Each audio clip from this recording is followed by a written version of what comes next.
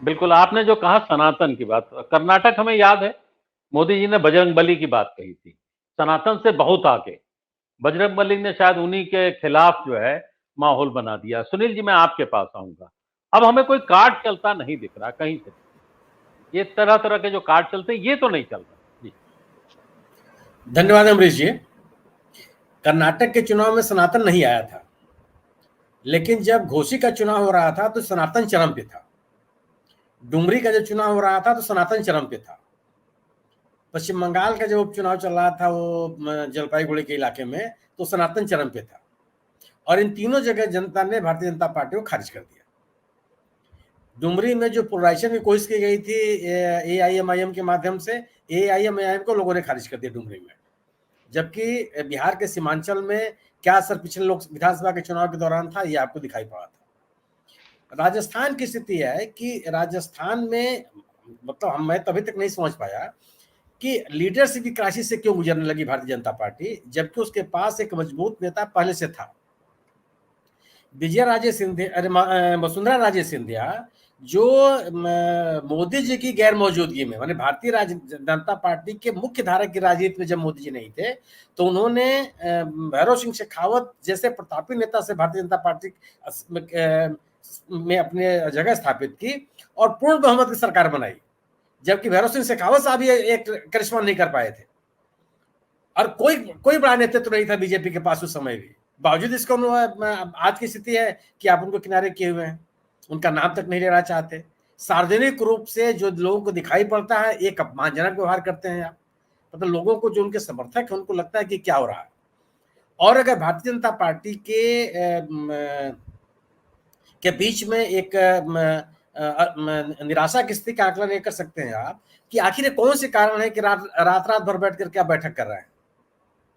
अगर कोई ना कोई कारण तो है ऐसा जिसकी वजह से आपको लग रहा है कि हम राजस्थान में अपने पार्टी के चुनाव अभियान को मैनेज नहीं कर पा रहे हैं। आज तक की स्थिति यह है कि हमारे ख्याल से 29 सीटें हैं राजस्थान में, जहां पे भारतीय जनता पार्टी कभी नहीं आ रही है। उन सीटों का भी अभी तक आप समाधान नहीं कर पाए और आप उम्मीदवार नहीं घोषित कर पाए हैं। जिन पर आपकी जीत सुनिश्चित है वहां भी आपके उम्मीदवार में अभी तक आपने नहीं किया। ज्यादातर सीटों पर जो 39 सीटें आपने डिक्लेयर की हुई हैं, लगभग इतनी ही है जहां पे वो हारते रहे। तो अब अजीब सी स्थिति में दूसरी चीज की उस भारतीय जनता पार्टी के साथ एक और समस्या यह है कि पिछले 5 साल में अशोक गहलोत के खिलाफ कोई भी राजनीतिक माहौल खड़ा करने में भारतीय जनता पार्टी विफल रही है। जितने उपचुनाव हुए हैं, एक उपचुनाव को छोड़ करके सब जगह में बीजेपी हारी है, कांग्रेस जीती है। कोई एक राजनीतिक आंदोलन आप राजस्थान में नहीं खड़ा कर पाए अशोक गहलोत सरकार के खिलाफ। और जिस एंटी इनकम्बेंसी की बात करते हैं हम लोग, उसके बावजूद अगर ये बात हो रही है कि कांग्रेस जीत सकती है, तो कौन से कारण है? एक, भारतीय जनता पार्टी में जहां खेमेबंदी है, कांग्रेस ने अपने आप को एक पार्टी के रूप में प्रस्तुत किया लोगों के सामने। अब वो झगड़े दिखाई नहीं पड़ रहे। कांग्रेस बीजेपी के अगेंस्ट कांग्रेस में एक नेता अशोक गहलोत, जिनका पूरा पैन राजस्थान असर है और पूरे राजस्थान में घूम भी रहे हैं। एक राजनीतिक गतिविधियों में आप सोच लीजिए कि महंगाई राहत शिविर के माध्यम से एक मोटा आकलन आया है कि लगभग 1 करोड़ लोगों से उन्होंने सीधा संवाद कायम किया। इस तरह का कोई भी राजनीतिक अभियान अभी तक बीजेपी की तरफ से नहीं दिखाई पड़ा। बीजेपी का एक जो जनादेश यात्रा चल रही है, उस जनादेश यात्रा में भी कई नेता अनुपस्थित हैं, इंक्लूडिंग वसुंधरा राजे। सर, परिवर्तन यात्रा उस यात्रा में की शुरुआत में वसुंधरा राजे मौजूद रही हैं, लेकिन किसी में शिरकत नहीं किया। उसके पैरेलल उनकी सभाएं होती रही, उनके कार्यक्रम होते रहे। देव संपर्क यात्रा, फिर महिला शक्ति अभिनंदन बिल जो पास होने पर उन्होंने महिलाओं का कार्यक्रम किया, अपने घर पे किया, लेकिन उसमें बीजेपी शामिल नहीं हुई। जो गवर्नेंस के मुद्दे पर गहलोत ने सामाजिक कल्याण के कार्यक्रम प्रस्तुत किए, मुझे नहीं समझ में आता कि बीजेपी के लोग ये दावा करते हैं कि उज्ज्वला योजना के कारण लोग उनको वोट दे देंगे बीजेपी को। तो ये जो उनका हेल्थ का प्रोग्राम है, उससे क्यों नहीं भी राजस्थान का कार्यकर्ता कांग्रेस वोट देगा? अगर वो ये कहते हैं कि आपने जो लोगों को सामाजिक कल्याण के माध्यम से किसान सम्मान निधि या कौन निधि के माध्यम से सीधे पैसे दिए, उसमें अगर ये सरकार 2,000-2,500 रुपए लोगों को दे रही है, तो क्या उनका इसमें लाभार्थी वर्ग क्यों नहीं तैयार होगा? अगर आप ये कहते हैं कि विभिन्न सामाजिक कल्याण की योजनाओं के माध्यम से आपने एक लाभार्थी वर्ग तैयार किया, तो जो सामाजिक कल्याण के कार्यक्रम अशोक गहलोत ने राजस्थान में तैयार किए, उसका लाभ उनको क्यों नहीं मिलेगा? अगर उन्होंने लोगों को टेलीफोन दिया, उन्होंने ग्रामीण इलाकों, शहरी इलाकों में रोजगार की गारंटी दी, अगर वही कह रहे हैं कि वो 500 मैंने 900 रुपए का सिलेंडर की कीमत पर लोग बीजेपी को वोट दे देंगे और 500 रुपए की कीमत पर कांग्रेस को वोट नहीं देंगे। अगर लोग लाभान्वित हो रहे हैं वहां, तो कांग्रेस क्यों नहीं आगे आपको दिखाई पड़ेगी? इसका कोई कार्ड बीजेपी नहीं तैयार कर पाई। राजस्थान की स्थिति है।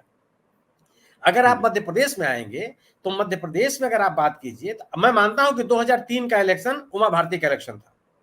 उमा भारती के दिग्विजय सिंह के खिलाफ जो एक आंदोलन चलाया और सरकार दिग्विजय सिंह की हारी, एक मजबूत नेता के रूप में उभरी। लेकिन 2005 का इलेक्शन, 2013 का इलेक्शन तो शिवराज सिंह चौहान के नेतृत्व में लड़ा गया। और अगर शिवराज सिंह चौहान इतने ही अप्रिय थे या इतने ही आपके लिए अनुपयुक्त थे, तो जो सरकार आपने जोड़ तोड़ के बनाई, ये जो सरकार चल रही है, यह सरकार शिवराज सिंह चौहान तो है नहीं, जनादेश की सरकार तो है नहीं, यह केंद्र के बीजेपी की सरकार है। उस सरकार में भी मुख्यमंत्री आपने क्यों बनाया शिवराज सिंह चौहान को? गोया कि भारतीय जनता पार्टी के लिए शिवराज सिंह चौहान मध्य प्रदेश में अपरिहार्य हैं। आज उनके साथ भी आप यही व्यवहार कर रहे हैं कि 78 लोगों की आपने सूचना घोषणा कर दी और आज तक शिवराज सिंह चौहान चुनाव लड़ेंगे कि नहीं लड़ेंगे, ये भी सुनिश्चित नहीं किया आपने। दूसरी तरफ जिस समस्या से कांग्रेस परेशान थी मध्य प्रदेश में, वह स्थिति अब कांग्रेस के पास, बीजेपी के पास है मध्य प्रदेश में। खंड खंड बटी हुई है। कोई ऐसा इलाका नहीं है, चाहे महाकौशल हो, चाहे विंध्य हो, चाहे मुरैना भिंड का इलाका हो, चाहे ये निमाड़ और इंदौर का इलाका हो, जहां पे बीजेपी में खेमेबंदी नहीं है और जहां गुटबंदी नहीं दिखाई पड़ रही है आपको। आप मैं नहीं समझ पाता कि हमारे ख्याल से 69-70 साल की हैं यशोधरा राजे जी, वो कह रही है कि स्वच्छता की वजह से मैं चुनाव नहीं लड़ूंगी। क्या इस निर्णय में राजनीतिक संदेश नहीं है? यशोधरा राजे भारतीय जनता पार्टी की वो नेता है जो चाहे एमपी का चुनाव लड़ी हो, चाहे एमएलए का चुनाव लड़ी हो, कभी नहीं हारी है, और वो ये कह रही है कि मैं चुनाव नहीं लड़ूंगी। आपकी स्थिति है कि बघेलखंड में, सिंगरौली में, सीधी में जिस सांसद को आपने उम्मीदवार बनाया, वहां के वर्तमान विधायक कह रहे हैं कि सर्वाधिक मतों से हारने वाली प्रत्याशी रेनी पाठक साबित होंगी। एक हमारी स्थिति है। आपने टिकट काटा इंदौर में इनके पुत्र का, कैलाश विजयवर्गीय साहब के, उनके लोग भारतीय जनता पार्टी के मुख्यालय पर धरना दे रहे हैं कि नहीं, आप इनको टिकट दीजिए और नहीं, दूसरे को लड़ने नहीं देंगे। सत्य हिंदी का ऐप डाउनलोड करें गूगल प्ले स्टोर पर।